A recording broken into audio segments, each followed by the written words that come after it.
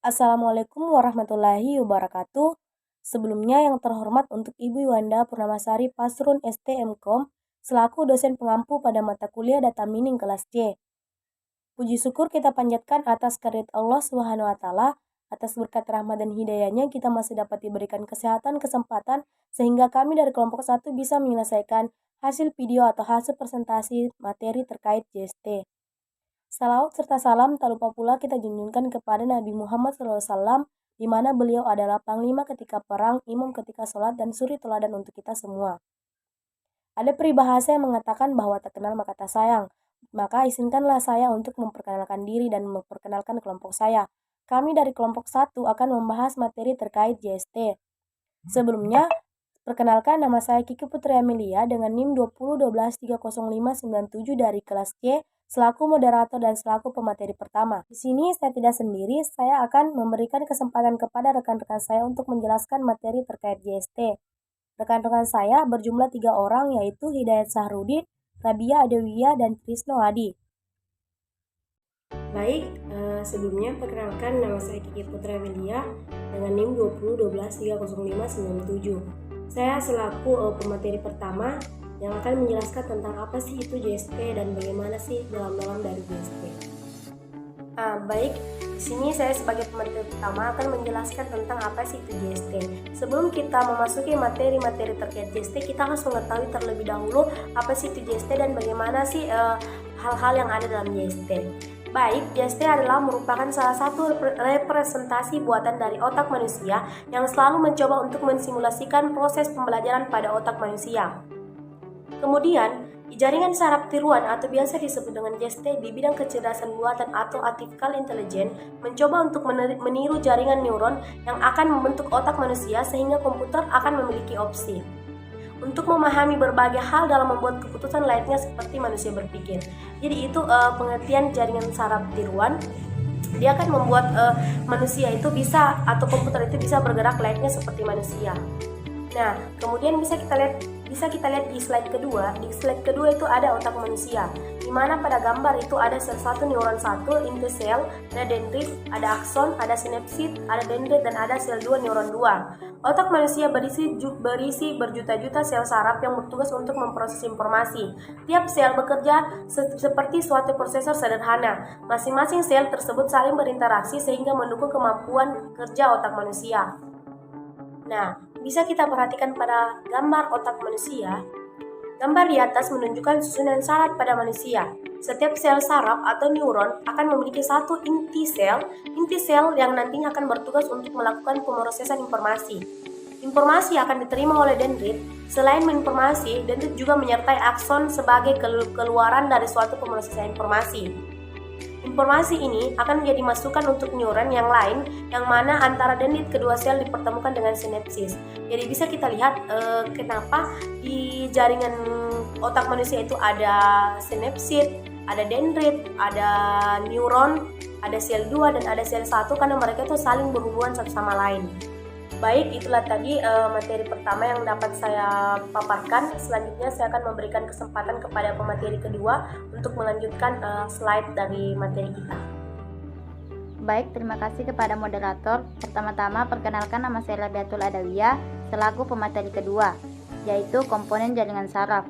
Adapun beberapa komponen jaringan saraf, yang pertama, jaringan saraf terdiri dari beberapa neuron atau sel-sel saraf. Kedua, ada hubungan antara neuron-neuron tersebut. Ketiga, neuron-neuron tersebut akan mentransformasikan informasi yang diterima melalui sambungan keluarnya menuju ke neuron-neuron tersebut. Keempat, pada jaringan saraf dikenal dengan nama bobot. Baik, terima kasih. Saya berikan kepada pemateri selanjutnya.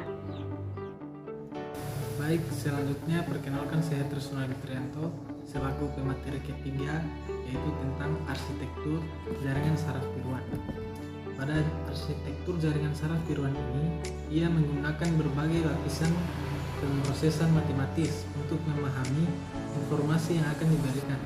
Biasanya jaringan saraf tiruan ini memiliki puluhan hingga jutaan neuron yang disebut sebagai unit dan tersusun dalam beberapa lapisan atau layer. Neuron yang terletak pada lapisan yang sama akan memiliki keadaan yang sama pula, dan kelakuan neuron itu sendiri ditentukan oleh fungsi dan aktivasi dan pola bobotnya. Untuk lapisan pada jaringan saraf tiruan ini, dia terdiri dari 3 lapisan utama, yaitu lapisan pertama, input layer, yaitu lapisan ini menerima input dalam berbagai format yang disediakan oleh programmer. Input yang diterima adalah data yang ingin diproses atau dipelajari oleh jaringan. Yang kedua, hidden layer. Lapisan tersembunyi atau hidden layer ini menjembatani lapisan input dan output. Tugasnya adalah mengubah input menjadi sesuatu yang dapat digunakan unit output. Dan yang ketiga yaitu output layer.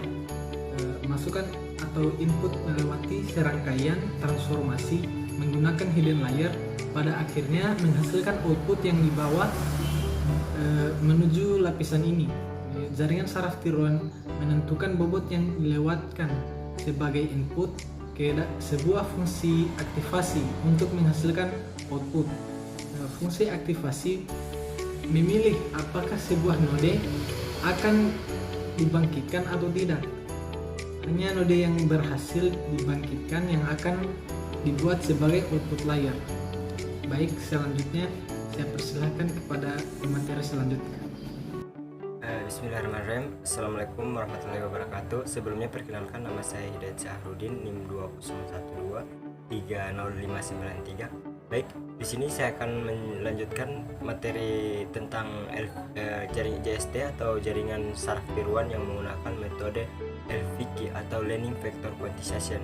Terus di sini kita pahami sendiri bahwa LVQ itu dia masuk di sistem pembelajaran supervised learning atau sistem pembelajaran terbimbing, di mana sistem pembelajaran ini dia memiliki tujuan yang dia harus memiliki target.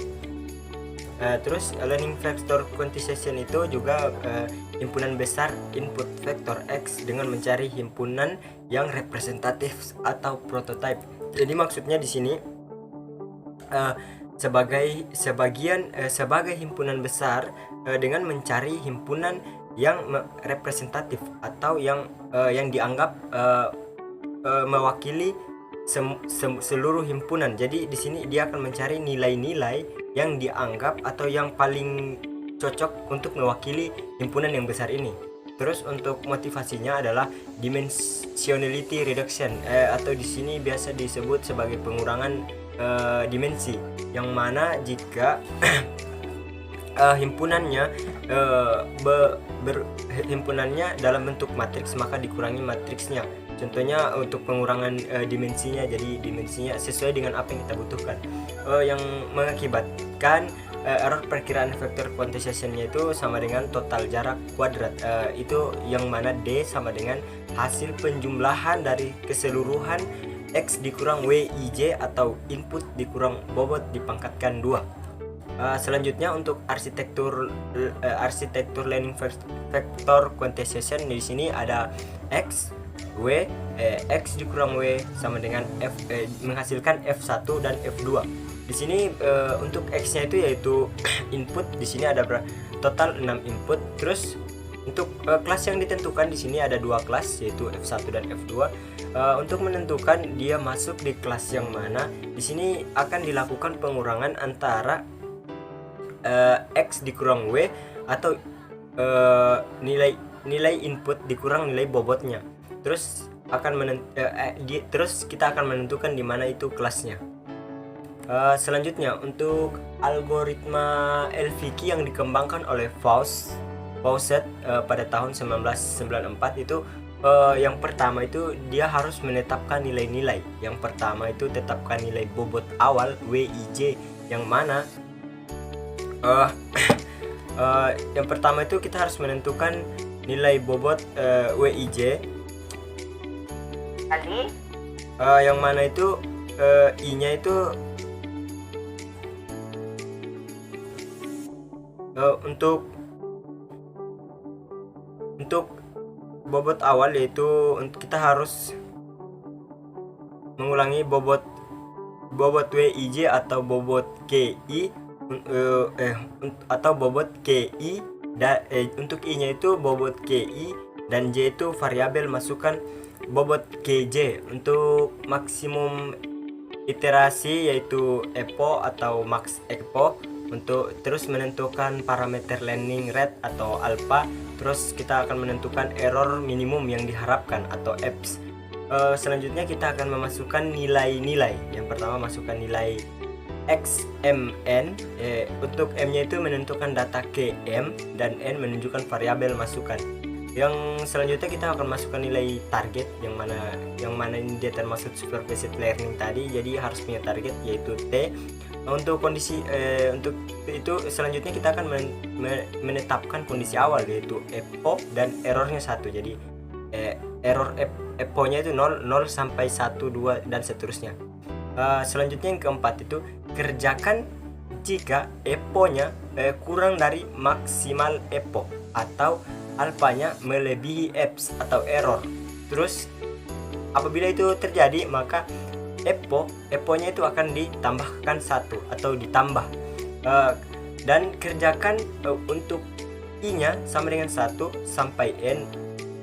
Apabila tentukan kerjakan untuk I sama dengan 1 sampai N, tentukan J sedemikian hingga X dikurang XI dikurang WI minimum yang disebut sebagai CJ. Perbaiki WJ dengan ketentuan sebagai berikut. Jika T-nya sama dengan CJ, maka WJ barunya itu sama dengan WJ lama ditambah. Jadi jika T-nya sama dengan CJ, maka WJ ditambah alfa XI kurang WJ lama. Terus apabila terjadi T-nya tidak sama dengan CJ, maka WJ barunya sama dengan WJ lama dikurang, karena di sini tidak sama dengan berarti dikurang alfa XI dikurang WJ lama. Mungkin itu saja yang dapat saya jelaskan sedikit tentang metode learning vector quantization atau LVQ. Kurang dan lebihnya mohon dimaafkan. Wassalamualaikum warahmatullahi wabarakatuh.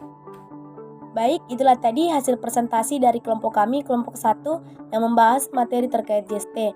Semoga dengan adanya video yang kami buat terkait materi JST bisa memberikan Anda pengetahuan lebih tentang apa sih itu JST. Dan jika ada kesalahan terkait video yang kami tampilkan tentang materi yang kami paparkan, mohon dimaafkan karena sesungguhnya kesalahan itu bersumber dari kami sendiri selaku kelompok 1, dan jika ada kebenaran maka itu datangnya dari Allah Subhanahu wa taala selaku Sang Pencipta. Saya selaku moderator dan pemateri pertama mengucapkan banyak-banyak terima kasih kepada rekan-rekan saya karena sudah bekerja keras untuk menyelesaikan hasil video dari tugas data mining kelas D. Dengan ucapan sekian, Assalamualaikum warahmatullahi wabarakatuh.